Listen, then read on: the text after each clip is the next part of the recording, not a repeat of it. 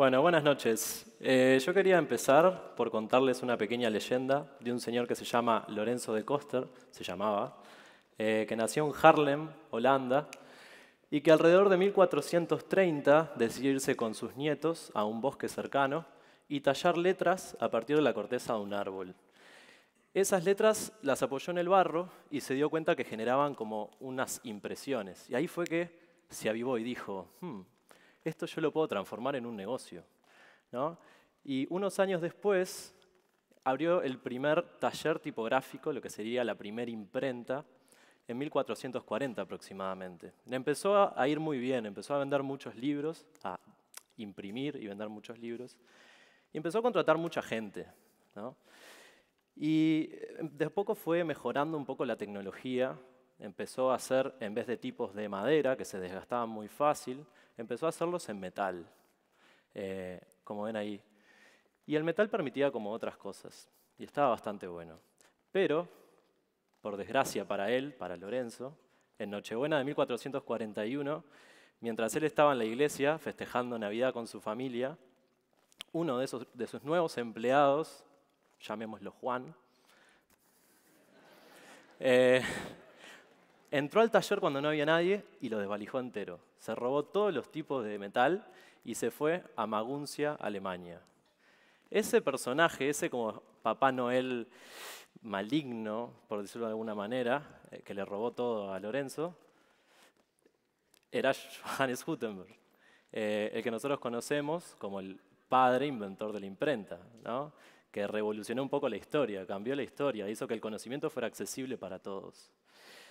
Y como si fuera poco, en el taller de Lorenzo solamente le dejó una letra, la letra A mayúscula, y este es el primer retrato que se conoce de Lorenzo, con cara de infeliz, ¿no? Sosteniendo la letra, como diciendo me afanaron todo. A la derecha es una escultura que le hicieron en la plaza principal de Haarlem. Entonces, si bien es una leyenda, por ahí está basada un poco en la realidad, ¿no?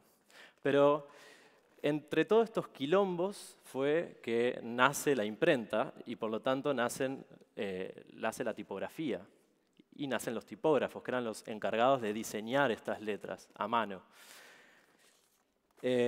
Bueno, eso si hablamos de Occidente, ¿no? Porque los orientales siempre inventan todo antes. Entonces la imprenta ya la habían inventado 500 años antes. Igual que el papel y probablemente que el descubrimiento de América. Lo que pasa es que por algún motivo no le damos mucha pelota. Pero bueno, eso es como un poco al pasar. Pero lo importante es que con el nacimiento de la imprenta nace el amor por las letras, ¿no? Que es algo que nosotros, los tipógrafos, tenemos bastante arraigados. La palabra texto en latín significa tela, y lo que intentamos hacer es justamente hacer una página cosida por perfectas letras, ¿no? Esa es nuestra pasión, por decirlo de alguna manera. Bien, si pasamos un poco a lo que es Uruguay, la imprenta en Uruguay llega súper tarde, llega en 1807 con las invasiones inglesas, ¿no? El diario, que era La Estrella del Sur, que era bilingüe, algo bastante raro para la época, y que duró 2 meses y después los ingleses volvieron a su país, ¿no? Esa fue nuestra primera imprenta. Por un tiempo después tampoco tuvimos nada de imprenta. Pero hoy en día ha cambiado un poco el sistema, ya no son tipos de plomo y tinta e impresión. Hoy en día es todo digital, ¿no? La tipografía es digital, se hace con curvas de Bézier, lo que se llama curvas de Bézier. Y son básicamente fuentes. Cuando yo le digo a la gente que me dedico a hacer fuentes, me quedan mirando con cara rara y me dicen, ¿fuentes de agua? A lo cual yo respondo, no, no soy ingeniero hidráulico, me dedico a hacer letras, tipografía, todo el día, 8 horas o más, y me encanta, es mi pasión. Y eso es algo bastante particular de esta disciplina. Piensen que la tipografía, las fuentes, ustedes las ven todo el tiempo.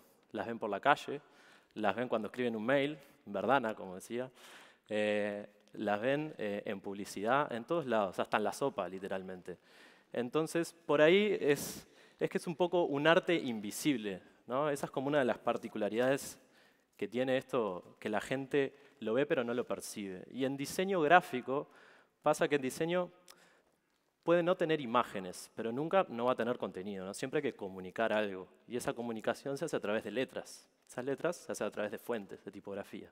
Entonces, es una de las herramientas más importantes a nivel de diseño gráfico. Y no solamente es una herramienta y un arte invisible, sino que además es un negocio interesante. Piensen que por día se venden en el mercado internacional 3.500 fuentes y salen al mercado 250 fuentes nuevas por mes, ¿no? Entonces pasa a ser un mercado atractivo. Y en Uruguay, que somos un pequeño, gran país, también algunas tipografías han tenido pequeños, grandes logros, ¿no? Como ya comentaban por ahí, algunas de estas fueron seleccionadas, adquiridas y utilizadas por Google para hacer Google Web Fonts, que es una hazaña bien interesante siendo un país tan pequeño. Y es a partir del 2009 que con dos amigos, Vicente La Mónaca, Martín Somaruga y quien les habla, fundamos una empresa que se llama Typotype, que es la que comercializa estos productos, este software, hacia afuera. Y bueno, ustedes podrían pensar, habiendo tantas fuentes nuevas, ¿no? Y tantas fuentes en todos lados, ¿para qué hacer una más?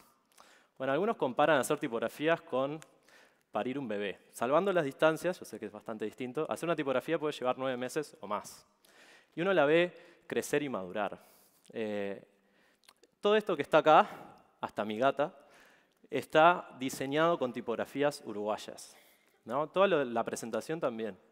Y eso es una de las cosas que más me llena como de orgullo, ¿no? Cuando veo un producto de diseño hecho por un diseñador capaz que era extranjero, que está utilizando de manera creativa una tipografía hecha por un uruguayo, ¿no? Ese es como un poco el motor que me hace seguir como descubriendo y disfrutando la tipografía, este arte invisible. Muchas gracias.